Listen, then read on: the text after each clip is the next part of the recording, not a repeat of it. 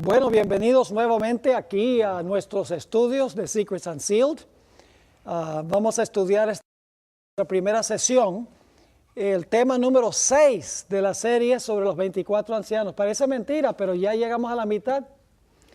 Ya después de este tema vamos a entrar a estudiar sobre los 144,000 en los últimos 6 temas. Es un poco corto la escuela de Ancla en español. Corto porque encontramos que los hispanos es más difícil escaparse una semana completa. Por esa razón empezamos jueves en la noche y terminamos domingo a mediodía. Pero tal vez en un futuro algunos se animen a venir una semana completa, empezando un lunes y terminando el sábado en la tarde. ¿Le estarían interesados en algo así? ¿Sí vendrían de Guatemala? Bueno. Ok, amén. Eso ya está en cámara, todo, así que están comprometidos. Amén, hasta de Cuba. Bueno, vamos entonces al estudio número 6 y queremos empezar, vamos a seguir más o menos lo que tienen en el sílabo, el orden en que se encuentra allí. Vamos a tratar de cubrirlo todo dentro del periodo que tenemos, que es un poco menos de una hora. Isaías, el capítulo 24 al 27, se conoce como el pequeño apocalipsis del Antiguo Testamento. Y la razón es que hay elementos en estos capítulos que son afines con lo que encontramos en el libro de Apocalipsis. Ahora, lo que queremos estudiar especialmente esta tarde es Isaías 24 y los versículos 21 al 23. Pero necesitamos un poquito de contexto, marco histórico. Así que vamos a empezar en Isaías 4 y los versículos 1 al 4 para ver qué ocasión se está describiendo en Isaías 24. Dice allí en el versículo 1, «He aquí que Jehová vacía la tierra y la desnuda y trastorna su faz y hace esparcir sus moradores». Y sucederá así como el pueblo, también el sacerdote, como al siervo, así a su amo, como a la criada, a su ama, como al que compra, al que vende, como al que presta, al que toma prestado, como al que da al logro, así al que lo recibe. Suena más o menos parecido a comprando y vendiendo, casándose, dándose en casamiento, plantando, edificando, etc. Sigue diciendo en el versículo 3, la tierra será enteramente vaciada y completamente saqueada, porque Jehová ha pronunciado esta palabra. Se destruyó, cayó la tierra, enfermó, cayó el mundo, enfermaron los altos pueblos de la tierra. Ahora se está describiendo en estos versículos específicamente. No cabe duda que lo que se describe aquí es la segunda venida del Señor Jesucristo. El saqueo de la tierra es vaciada, la tierra es rajada. Es decir, está hablando del cataclismo que vendrá cuando Cristo Jesús regrese en poder y gloria. Un comentarista con el nombre de Federico Moriarty explicó en realidad lo que quiere decir a lo que acabamos de leer y a qué ocasión se aplica. Dice, la palabra de Dios una vez estableció el orden en el mundo. Génesis 1. El retrato aquí en Isaías 24 es la de un retorno al caos primitivo, es decir, a la condición de la tierra antes de la semana de la creación. Se está describiendo entonces en estos versículos la segunda venida de Cristo para destruir el mundo. Ahora, Isaías 24, 18 al 20, añade pinceladas al cuadro. Vamos a leer esos versículos para que ustedes vean que esto está hablando de la segunda venida de Jesús. Dice en el versículo 18, y acontecerá que el que huyere de la voz del terror caerá en el foso. Y el que saliere del medio del foso será preso en la red. Fíjense que la gente está huyendo, ¿verdad? parece a lo que describe Apocalipsis 6, donde dice que la gente va a correr, se va a esconder en las cuevas y va a rogar que las piedras caigan sobre ellos. Así que dice aquí que va a haber gente huyendo. El que huye del terror caerá en el foso. El que saliere del medio del foso será preso en la red. Porque de lo alto se abrirán ventanas y temblarán los cimientos de la tierra. Será quebrantada del todo la tierra. Enteramente desmenuzada será la tierra. En gran manera será la tierra conmovida. Temblará la tierra como y será removida como una choza. Y se agravará sobre ella su pecado y caerá y nunca más se levantará. Claramente, estos versículos están describiendo una catástrofe a nivel global. Está describiendo un cataclismo, la segunda venida de Jesús en poder y gloria para destruir este mundo. Les mencioné también Apocalipsis 6, 15 al 17, al igual que Apocalipsis 16, 17 al 21, se mencionan muchos eventos afines a lo que acabamos de leer en Isaías el capítulo 20. Ahora surge la pregunta, ¿cuándo venga esta destrucción? ¿Será que todos van a perecer? ¿Será que no va a quedar nadie? Vamos a ver lo que dice el versículo 6. Por esta causa, la maldición consumió la tierra, y sus moradores fueron asolados. Por esta causa fueron consumidos los habitantes de la tierra. Fíjense que hay fuego aquí también, ¿verdad? Los habitantes son consumidos y dice, y disminuyeron los hombres. Ahora necesitamos entender, esa no es la mejor traducción, disminuyeron los hombres. Vamos a leer la nota. La disminuyeron los hombres es desafortunada. En realidad el hebreo afirma, pocos hombres fueron dejados. O se podría decir, quedaron pocos hombres. La palabra dejados se refiere a remanente. Los dejados aquí son los justos que sobreviven a la segunda venida de Jesús. Tomemos, por ejemplo, Isaías 4, 1 al 3, a donde se usa la idéntica palabra hebrea, que se traduce disminuyeron en Isaías 24, pero vamos a ver cómo se traduce esa palabra en Isaías 4, la idéntica palabra. Dice allí en Isaías 4 y el versículo 1, el versículo 3 es esto, y acontecerá que el que quedare en Sión y el que fuere dejado, esa expresión fuere dejado es la misma palabra hebrea, disminuyeron. El que fuere dejado en Jerusalén será llamado ¿qué? Santo. Tiene que ser los que sobreviven, ¿sí o no? Todos los que en Jerusalén estén registrados entre los que estén registrados entre los vivientes. Es decir, cuando venga esta destrucción, van a disminuir los seres humanos en la tierra y solo va a quedar o solo van a ser dejados un pequeño grupo, el remanente que será salvo. Ahora queremos notar otro texto que usa la misma palabra disminuyeron o la misma palabra que se usó en Isaías 4, fuere dejado. En realidad tenemos en Génesis el capítulo 7, 22 y 23 una descripción de lo que sucedió en los días de Noé, en el diluvio. Leo ahora Génesis 7, 22 y 23. Todo lo que tenía aliento de espíritu de vida en sus narices, todo lo que había en la tierra murió. Así fue destruido todo ser que vivía sobre la faz de la tierra, desde el hombre hasta la bestia, los reptiles y las aves del cielo. Y fueron raídos de la tierra. ¿Ve? Todos los impíos son ¿qué? Destruidos. Pero noten ahora lo que dice. Y quedó solamente Noé y los que con él estaban en el arca. Esa palabra quedó es la misma palabra disminuyeron y es la misma palabra que se traduce dejado. En otras palabras, cuando venga la destrucción, ¿quiénes son los únicos que van a quedar cuando se disminuya el número de los habitantes de la tierra? Solo va a quedar el remanente fiel, son los que son dejados vivos cuando venga esta destrucción.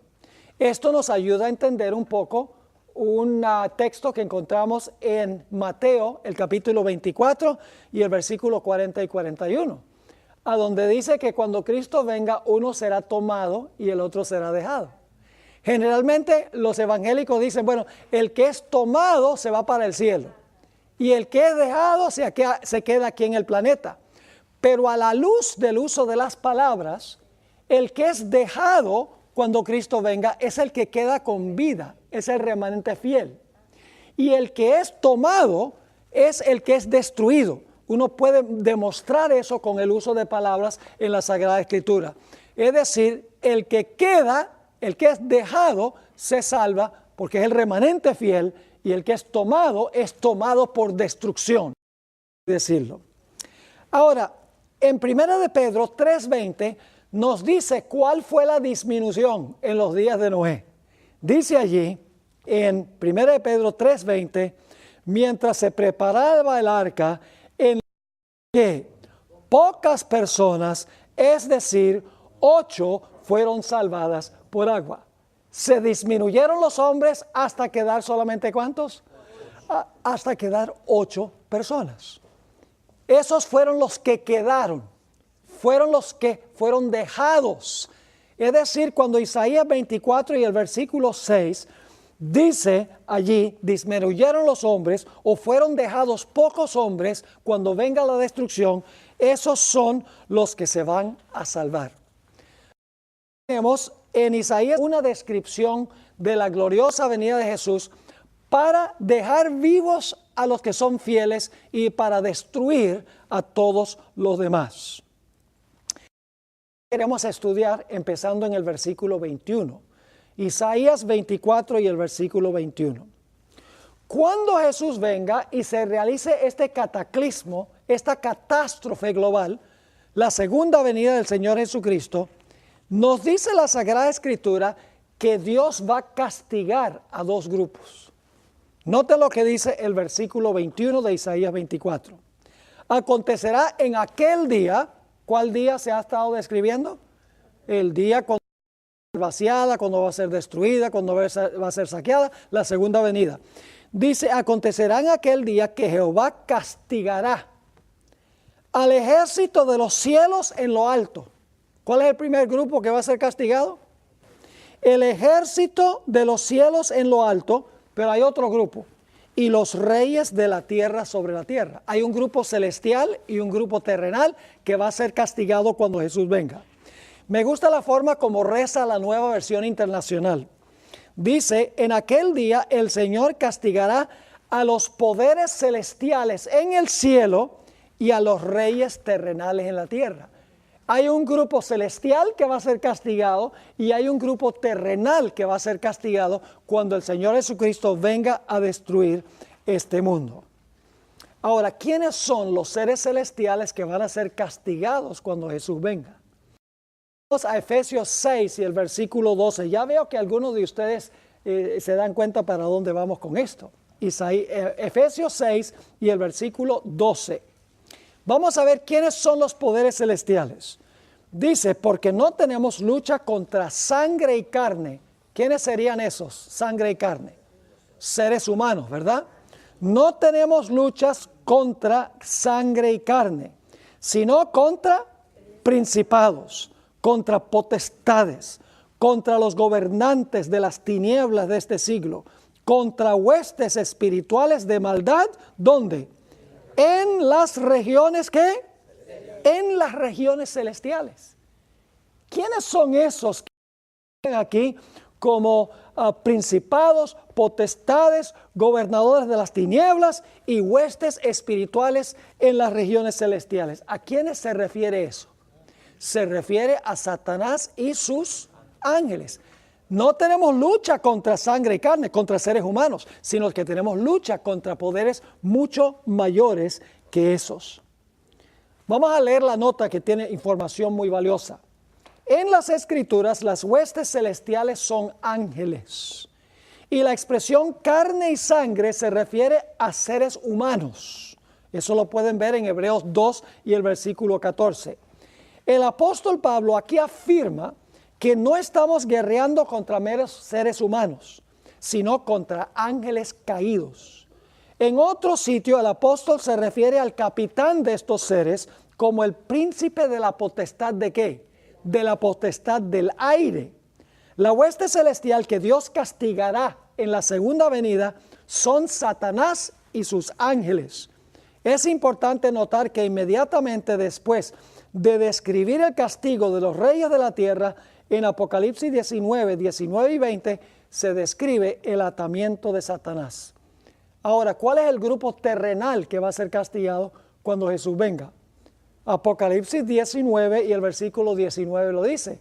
Dice, y vi a la bestia, a los reyes de la tierra y a sus ejércitos reunidos para guerrear contra el que montaba el caballo y contra su ejército. ¿Cuál es el otro grupo que va a ser castigado cuando Jesús venga? Los reyes de la tierra sobre la tierra. ¿Y cuál es el grupo celestial que va a ser castigado cuando Jesús venga? Satanás y sus ángeles, las potestades espirituales en el aire. Dos grupos van a ser castigados, uno celestial y uno terrenal. Ahora surge la pregunta, ¿cuál es el castigo que se les va a dar a las huestes celestiales y a los reyes de la tierra o los personajes que viven en la tierra?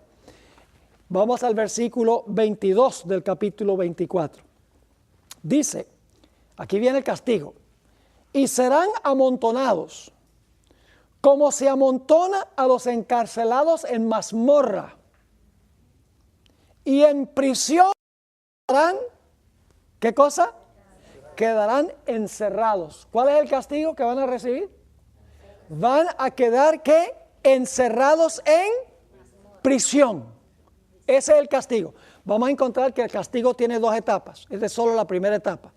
Son encerrados en prisión. Ahora, vamos a leer la nota. La palabra mazmorra es interesante. En algunos textos del Antiguo Testamento se traduce cisterna. Cuando José se encontró con sus hermanos en Dotán, lo echaron a una cisterna, a un hoyo, lo echaron.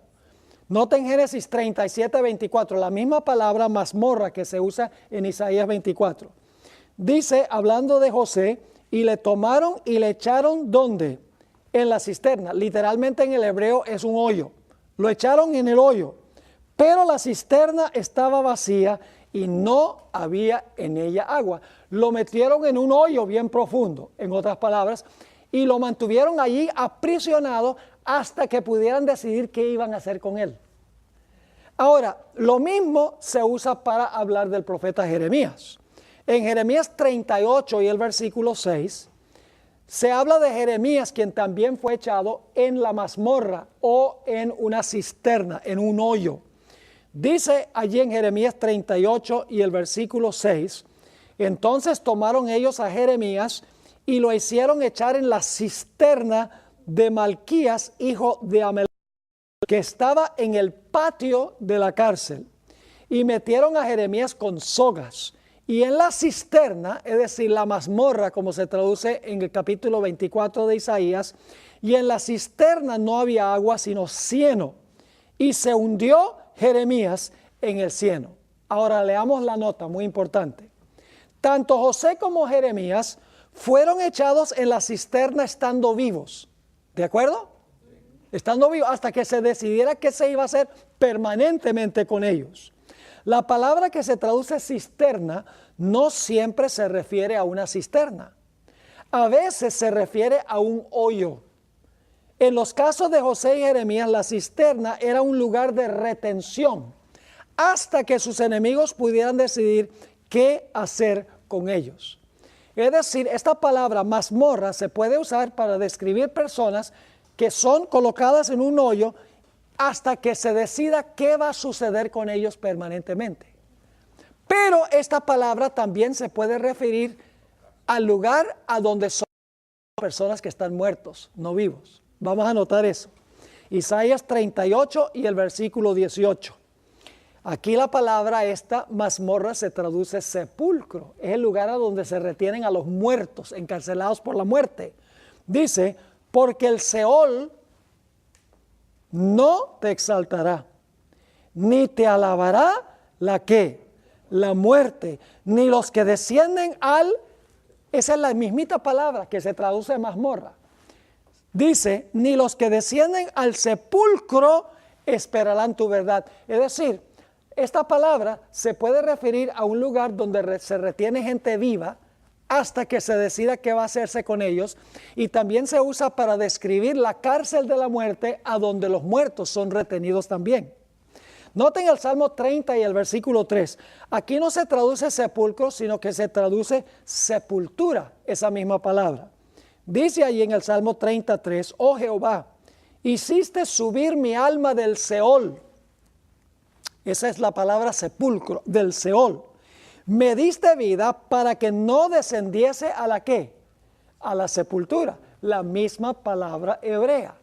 Se traduce sepulcro en Isaías 38, se traduce sepultura en el Salmo 30, pero también se traduce de otra forma la misma palabra. En el libro de Proverbios, el capítulo 1, versículo 12, dice, los tragaremos vivos como el Seol, y enteros, como los que caen en un ¿qué? Como los que caen en un abismo.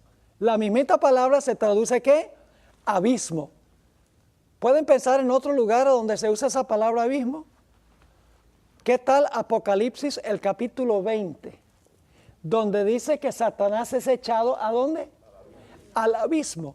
¿Y qué pasa con todos los impíos? Todos los impíos están en prisión también. ¿Cuál prisión? De la muerte. Pero Satanás y sus ángeles son retenidos en el abismo, estando ¿qué? Estando vivos hasta que se decida finalmente qué es lo que se va a hacer con ellos. Ahora fíjense entonces, Jeremías 41 y el versículo 9. Dice, fíjense que la cisterna es el lugar donde echan cuerpos muertos. Dice, y la cisterna en que echó Ismael todos los cuerpos de los hombres que mató a causa de Gedalías, era la misma que había hecho el rey Asa a causa de Baasa, rey de Israel. Ismael, hijo de Netanías, la llenó ¿de qué? La llenó de muertos. La nota. El hoyo no es tan solo un lugar de retención para los vivos. La palabra se usa sinónimamente con la muerte, la sepultura y el abismo.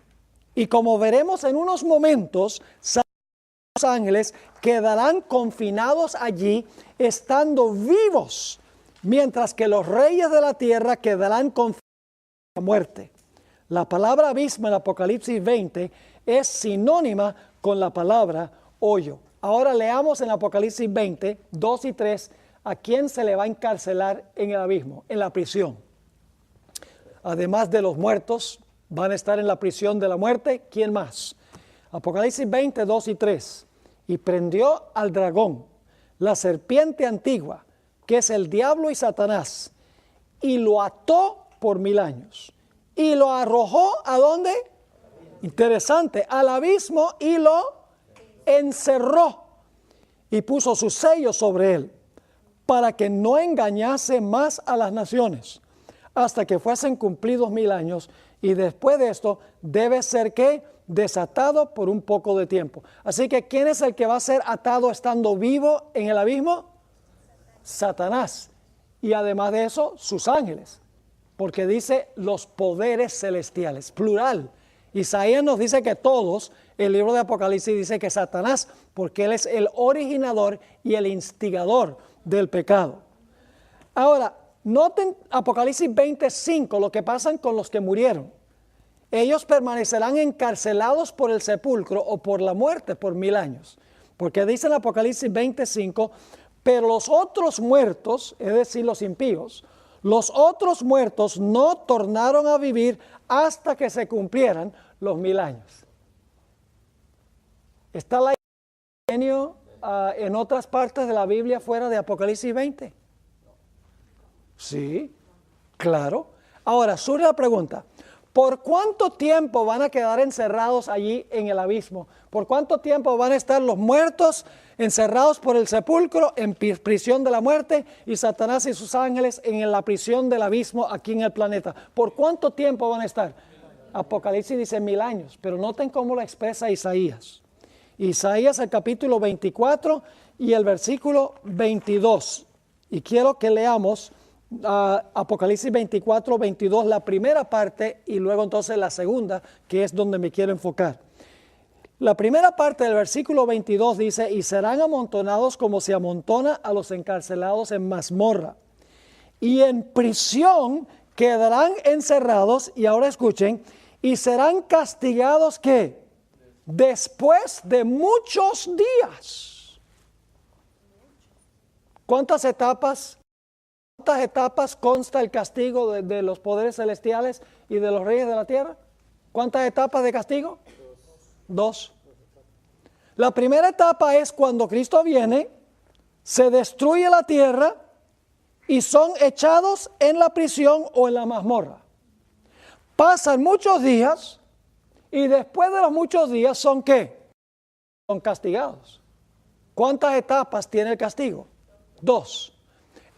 La primera etapa es cuando son encarcelados y la segunda etapa es cuando son castigados después de los muchos días. Ahora le pregunto, ¿cuánto tiempo son los muchos días? Los muchos días son ¿qué? 1000 años. Ahora escuchen lo que voy a decir. Algunas personas dicen, ustedes los adventistas son muy inconsecuentes en su forma de interpretar la Biblia.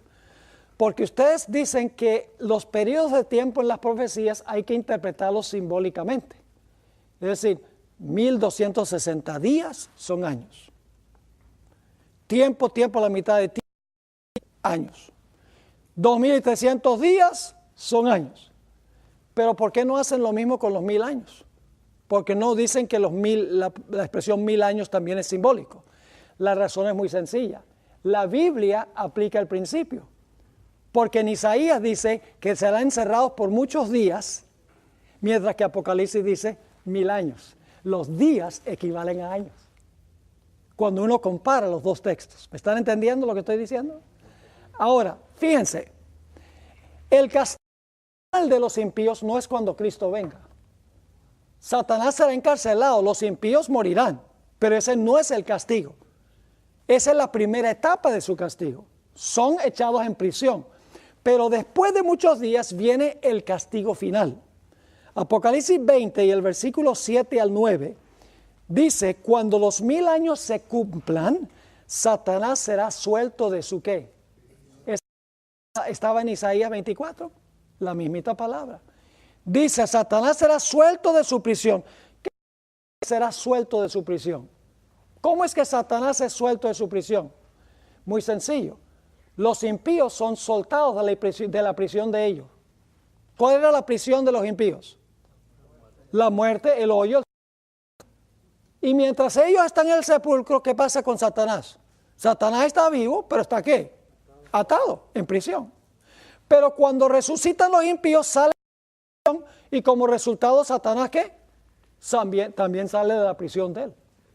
Así que cuando los 1000 años se cumplan, Satanás será suelto de su prisión y saldrá para engañar a las naciones que están en los 4 ángulos de la tierra, a Gog y a Magog, a fin de reunirlos para la batalla, el número de los cuales es como la arena del mar. Y subieron sobre la anchura de la tierra y rodearon el campamento de los santos y la ciudad amada. Y de Dios descendió fuego del cielo y los consumió.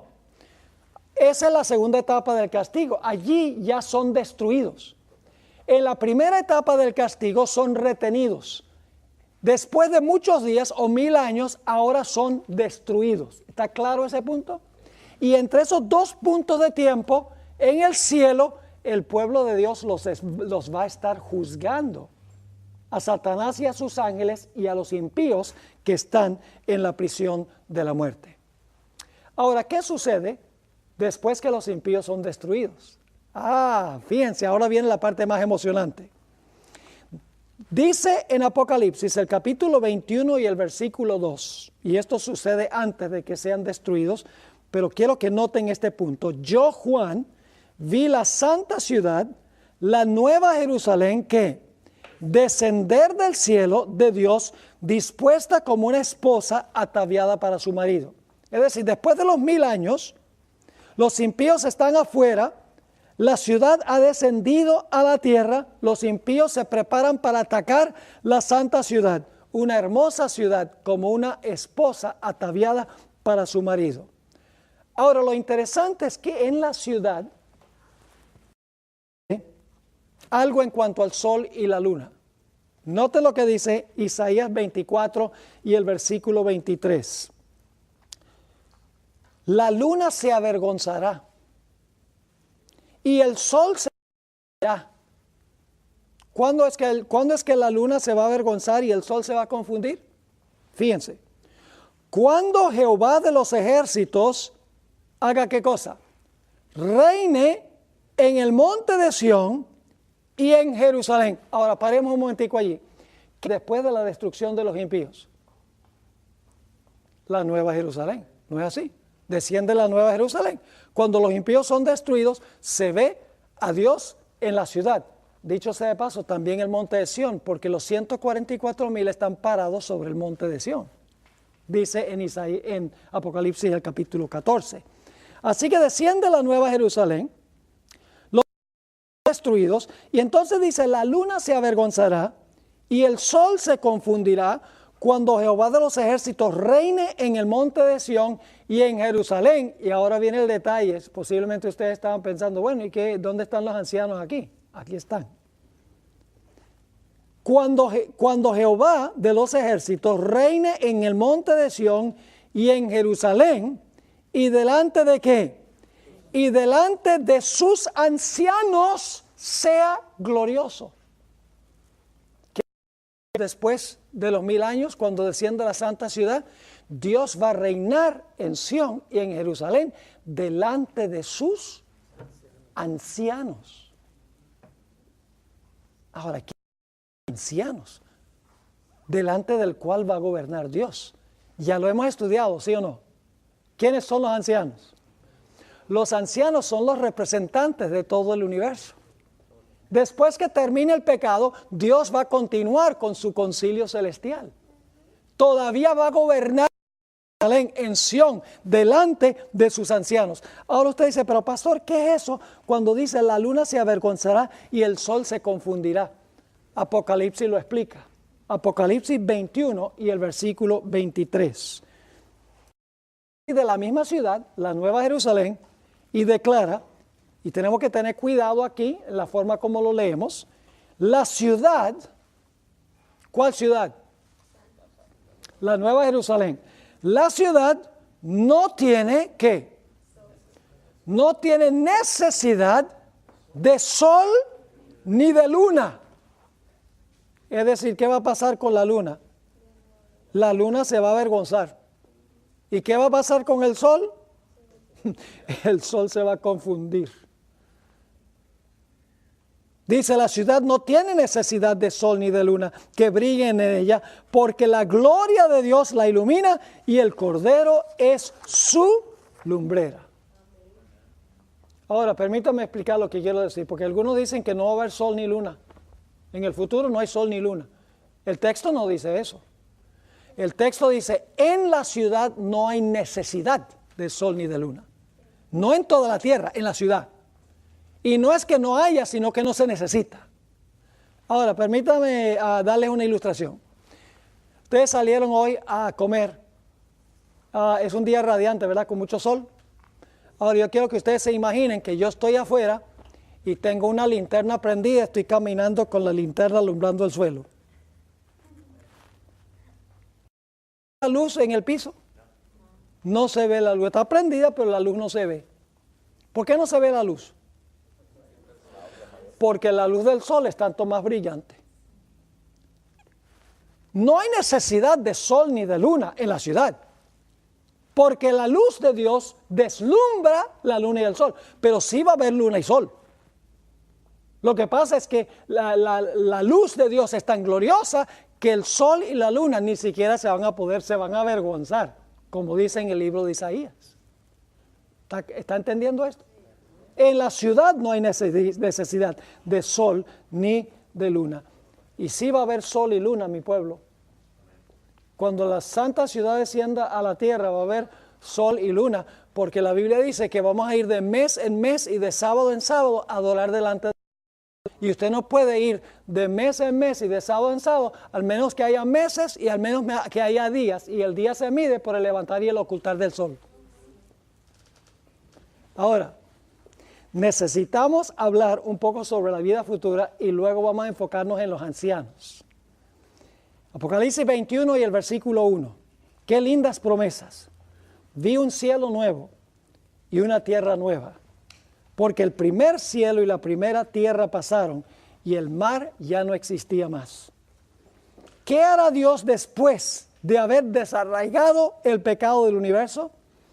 Ah, qué linda promesa. 21:4. Enjugará Dios toda lágrima de los ojos de ellos, y ya no habrá muerte, ni habrá más llanto, ni clamor, ni dolor, porque las primeras cosas pasaron. ¿Saben de dónde viene ese lenguaje? De Isaías 25, del pequeño Apocalipsis. Hay que estudiar a Isaías 25, 26 y 27, un chiquito Apocalipsis pequeño. Isaías 25:8 dice, destruirá a la muerte y enjugará Jehová el Señor toda lágrima de todos los rostros y quitará la afrenta de su pueblo de toda la tierra, porque Jehová lo ha dicho. Y entonces Dios reinará ancianos por los siglos de la eternidad gloriosamente. Dios tendrá todavía su concilio celestial. Yo pregunto, ¿tenía Dios un concilio celestial antes del pecado? Sí, porque cuando Lucifer pecó, ¿qué hizo Dios? Dios convocó el concilio celestial para ver qué se iba a hacer con este personaje. Dios siempre ha operado el universo desde que creó a los ángeles. Dios tiene mundos y tiene representantes en esos mundos. Dios tiene un sistema de gobierno representativo. Se extiende a través del universo, a través de sus embajadores, podríamos decir. Ahora, el número 24 es un número simbólico, porque en las profecías todos los números son simbólicos. El número 24 es un número simbólico. Creo que se refiere a 24 turnos que tenían los sacerdotes en el santuario terrenal. 2 veces al año, por 2 semanas al año, los sacerdotes servían en el santuario. Y ya hemos visto que los 24 ancianos presentan las oraciones de los santos, desempeñan funciones en el santuario. Pero no son 24 literalmente. Quiere conectar el servicio en el santuario con el servicio de todos estos personajes que vienen de diferentes partes del universo. La sierva de Dios nos ha dicho que hay muchos más mundos en el universo que 24. Si cada representante, el número no puede ser literal. Noten esta cita que se encuentra en el libro Maranata, página 366. Dios tiene infinidad de mundos. ¿Qué significa la palabra infinidad? Sin límite, no son 24. Dios tiene infinidad de mundos que obedecen su ley.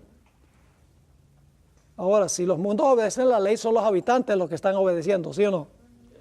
Esos mundos son gobernados teniendo en cuenta la gloria del Creador. Cuando los habitantes de esos mundos consideran el elevado precio que se pagó para salvar al hombre, se llenan de asombro. Con un interés intenso observan el conflicto entre Cristo y Satanás. Y al progresar este conflicto, la gloria de Dios es cada vez más brillante, le rinden alabanza a Dios. Los que vienen de una infinidad de mundos, dice esto. El número 24 es un número simbólico para conectar con el servicio en el santuario, porque estos ancianos desempeñan funciones sacerdotales en el cielo, que es paralelo a las funciones de los sacerdotes y de los ancianos en la tierra. Ahora, en la página 83 encontramos esta cita interesante. La iglesia en la tierra en realidad es una extensión de la iglesia en el cielo. La iglesia en la tierra debe funcionar como la iglesia en el cielo. Y dicho sea de paso, la música en la tierra debe ser como la música del cielo. La iglesia debe adorar en la tierra como se adora en el cielo. Y en el cielo no hay batería, lo que hay son arpas. Claramente la Biblia lo dice. Y déjenme decirles, la adoración en el cielo es transcultural y transnacional. Ahí no se puede, ahí no vienen los de un mundo y dicen, no, en el mundo nuestro sí usan batería. Y los otros dicen, no, pero a mí me gusta es la trompeta. ¿Cómo no tienen trompetas? Si en la cultura nuestra hay trompetas. No. Hay una forma de adorar en el cielo que se debe reflejar en la tierra, mis queridos hermanos y hermanas. Fíjense cómo está conectada la iglesia en la tierra y en el cielo. Dice, la iglesia, esto es la maravillosa gracia de Dios, página 76. La iglesia de Dios en la tierra es una con la iglesia de Dios en el cielo. Los creyentes de la tierra y los seres del cielo que nunca han caído constituyen una sola iglesia. Todo ser celestial está interesado en las asambleas de los santos que en la tierra se congregan para adorar a Dios. En el atrio interior del cielo escuchan el testimonio que dan los testigos de Cristo en el atrio exterior de la tierra. Y las alabanzas de los adoradores de este mundo hallan su complemento en la iglesia celestial. Y el loor y el regocijo repercuten por todos los atrios celestiales, porque Cristo no murió en vano por los caídos hijos de Adán. Mientras que los ángeles beben en el manantial principal, los santos de la tierra beben de los raudales puros que fluyen del trono y alegran la ciudad de nuestro Dios. En los lugares celestiales hay rangos, mis queridos hermanos y hermanas. Esta idea de que en la iglesia eso es igualitario. Todo el mundo puede tener todas las funciones, no hay ningún problema. Sí hay un problema muy grande. Porque Dios tiene diferentes niveles de líderes en el cielo. Hay Gabriel, que tomó el lugar de Lucifer. Están los querubines, están los serafines, están los ángeles de alto mando, los ángeles fuertes, los ángeles más elevados. En Colosenses 1:16 se mencionan varios de esos diferentes rangos. Dice, porque en Él, es decir, en Jesús, fueron creadas todas las cosas, las que hay en los cielos, en la tierra, visibles e invisibles, sean tronos, sean dominios, sean principados, sean potestades. Todo fue creado por medio de Él y para Él. Y en el deseo de todas las gentes, página 773, la sierva del Señor dice, con gozo inefable, los principados y las potestades reconocen la supremacía de la vida. ¿Saben ustedes que Satanás, como él estuvo en el cielo, él sabe cómo Dios tiene su organización y el diablo se organiza igualito? Si tuviéramos más que 12 horas, dedicaría una hora para presentar un tema que se titula Los concilios de Satanás. Cada vez que Satanás va a hacer algo importante en esta tierra, la hermana White dice que reúne su concilio. Sus representantes en diferentes sitios los reúne y dice, a ver, ¿cómo vamos a hacer este asunto? ¿De dónde sacó Satanás tal idea? Él estuvo en el cielo, dice, allá, vamos a implementarlo. Ahora, mis queridos hermanos y hermanas, es que no solamente Satanás refleja en la tierra el sistema de organización de Dios, sino que Dios quiere que su iglesia refleje el sistema de organización que Él tiene. Eso es lo que Él quiere. Ahora ustedes dicen, ¿cómo es eso? Vamos a hablar un poco de los ancianos de la iglesia. ¿Por qué creen ustedes que se llaman ancianos de iglesia? ¿Será que tienen alguna relación con los ancianos a través de los cuales Dios gobierna todo el universo y que tiene concilios para deliberar de ciertas situaciones en el universo? Vamos a examinarlo. Tito 1 y el versículo 5. Se ordenó que se establecieran ancianos, ¿dónde? En cada ciudad. Interesante. Dice en Tito 1:5, instrucciones de Pablo, por esta causa te dejé en Creta para que corrigieses lo deficiente y establecieses ancianos, ¿dónde? En cada ciudad, así como yo te mandé. Yo pregunto, ¿en el cielo cada mundo tiene su anciano o su representante? Sí. En la tierra, el apóstol Pablo dice también cada iglesia tiene que tener su ¿qué? Tiene que tener su representante. Yo pregunto, ¿los ancianos gobiernan? ¿Son gobernantes los ancianos? Sí, Señor. Note lo que dice en Números 11, 16 y 17. Los ancianos que estableció Moisés. Entonces Jehová dijo a Moisés, reúneme de los ancianos de Israel, que tú sabes que son ancianos del pueblo y sus principales, y tráelos a la puerta del tabernáculo y esperen allí contigo. Y yo descenderé y hablaré allí contigo, y tomaré del espíritu que está en ti, y pondré en ellos, y llevarán contigo la carga del pueblo, y no la llevarás tú solo. La hermana White dice que los 24 ancianos eran representantes de todas las tribus que se reunían para deliberar de problemas que existían en la congregación del pueblo de Israel. Había un concilio en Israel de ancianos. En el libro Hechos de los Apóstoles, página 77, la hermana White habla de los ancianos en Israel y dice que se aplica a los ancianos en el Nuevo Testamento. Dice allí, más tarde, al escoger 70 ancianos para que compartieran con él las responsabilidades de ¿qué? De liderazgo, Moisés tuvo cuidado de escoger como ayudantes suyos hombres de dignidad, de sano juicio y de experiencia. En su encargo a estos ancianos, en ocasión de su ordenación, los ancianos fueron ¿qué? Ordenados, expuso algunas de las cualidades que capacitan a un hombre para ser un ¿qué? Un sabio gobernante de la iglesia. ¿Los ancianos gobiernan? ¿Hay ancianos en todas las regiones? Sí. Son de todas las regiones y gobiernan. Fíjense 1 Timoteo, el capítulo 5 y el versículo 17. Claramente la Biblia dice que gobiernan. Yo pregunto, ¿los representantes de los mundos gobiernan? ¿Vienen de diferentes regiones? Claro que sí. Noten, 1 Timoteo 5, 17. Los ancianos, y el contexto está hablando de la iglesia, que gobiernan bien, ¿que qué? Que gobiernan bien, sean tenidos por dignos de doble honor. ¿Se debe honrar en forma especial a los ancianos? ¿Dios honra en forma especial a los ancianos celestiales? Ya tiene una posición muy especial. Así que dice, sean tenidos por dignos de doble honor, mayormente trabajan en predicar y ¿qué? Y enseñar. Ahora, ¿saben algo interesante? Hoy en día, la discusión sobre la ordenación de la mujer, algunos de los que están a favor de ordenar mujeres, ustedes saben que yo tenía que incluir esto en por lo menos una presentación. Dicen, mire, estamos dispuestos de aceptar la idea de que un líder espiritual en el hogar debe ser hombre. Sí, debe ser el papá. El hombre debe gobernar en la casa. Pero eso no se aplica en la iglesia. Dice, en la iglesia cualquiera puede ser, no tiene que ser el varón. Eso contradice lo que dice la Biblia. 1 Timoteo 3 y el versículo 4 y 5 dice que el anciano debe ser uno que gobierne ¿qué? Bien su casa.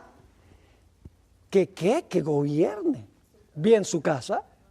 Que tenga a sus hijos en sujeción, porque él es el que está gobernando, con toda honestidad. Y luego dice, pues el que no sabe gobernar su propia casa, ¿cómo cuidará de la iglesia de Dios?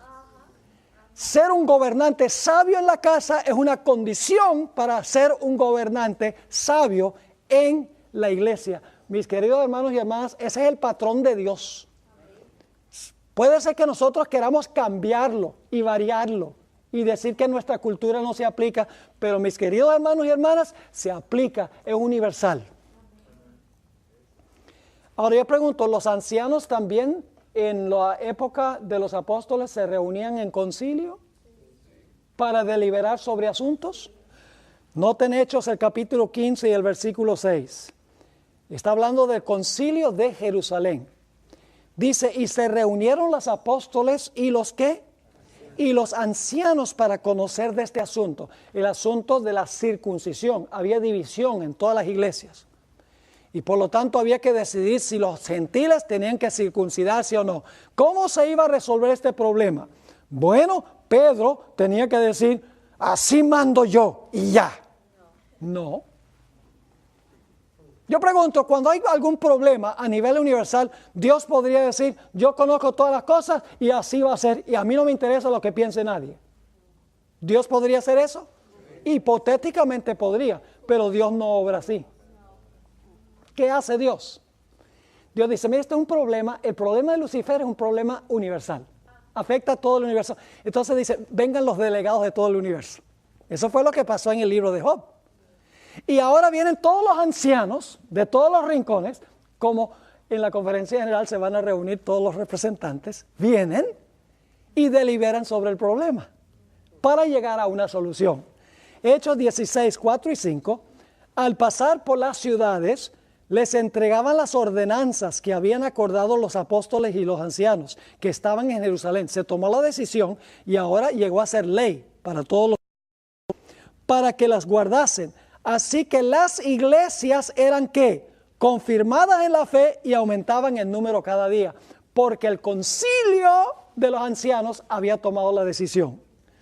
La hermana White en el libro Hechos de los Apóstoles, páginas 78 y 79, dijo esto.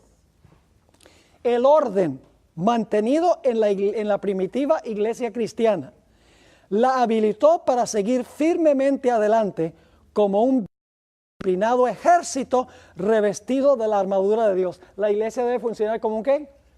Como un ejército. Yo pregunto, ¿en el cielo los ángeles funcionan como un ejército? Ojo, cada uno tiene su comandante, tiene divisiones. Lean lo que dice el Espíritu de Profecía. Sigue diciendo, aunque las compañías o grupos de fieles estaban esparcidos en un dilatado territorio, como hay mundos en todo el universo, eran todos miembros de un solo cuerpo y actuaban de concierto y en mutua armonía. Cuando se suscitaban disensiones, como pasó con Lucifer, en alguna como ocurrió después en Antioquía y en otras partes, y los fieles no lograban avenirse, no se consentía en que la cuestión dividiese a la iglesia, sino que se le sometía a un ¿qué? Ahí está. Un concilio general de todos los fieles, constituido por, perdón, ¿cuál es la palabra ahí? Por delegados de las diversas iglesias locales con los apóstoles y ancianos en funciones de gran responsabilidad.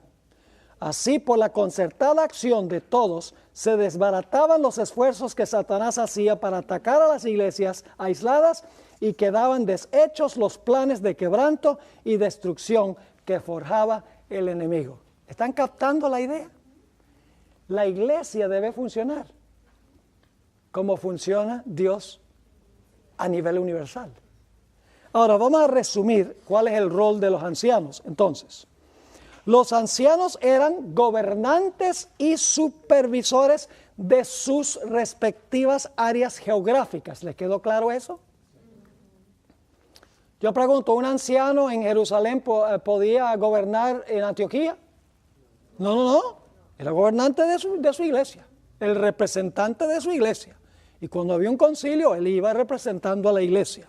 Así que los ancianos eran gobernantes y de sus respectivas áreas geográficas.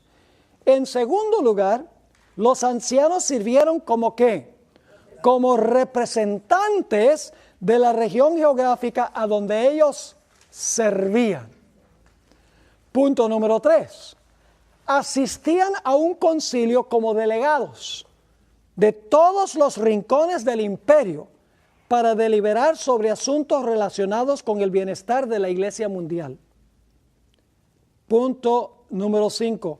Eran administradores de la región de donde venían. Y finalmente, mantenían a la iglesia encauzada y la protegían de movimientos heréticos.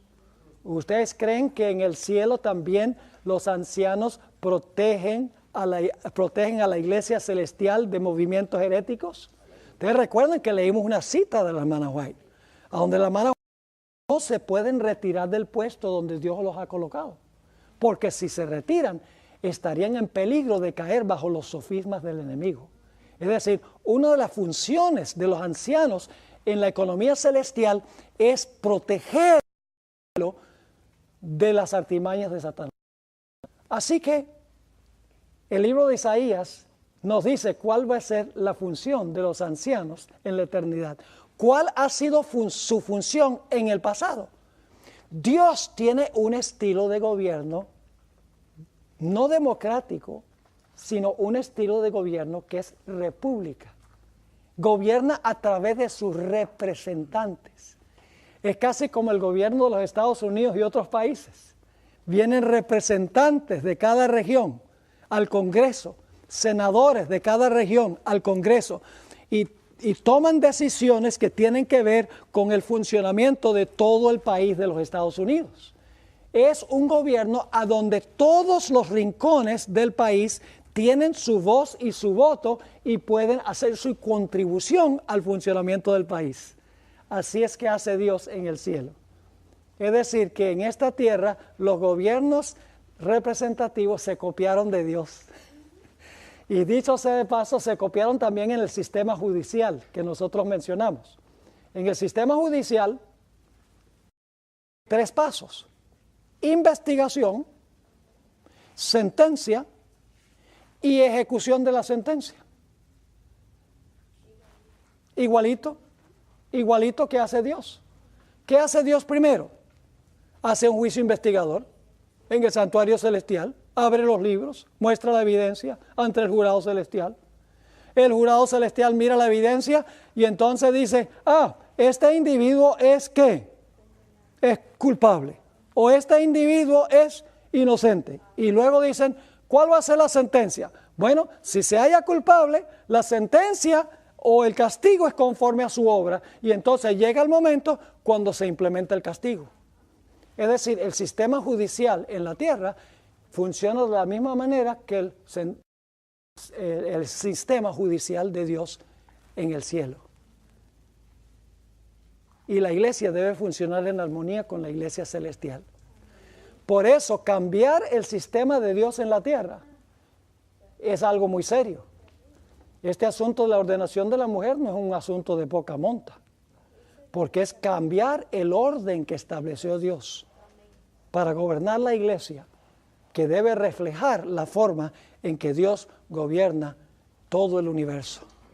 Y en la eternidad, el representante de este planeta será ¿quién? Será Adán. Cuando es rey,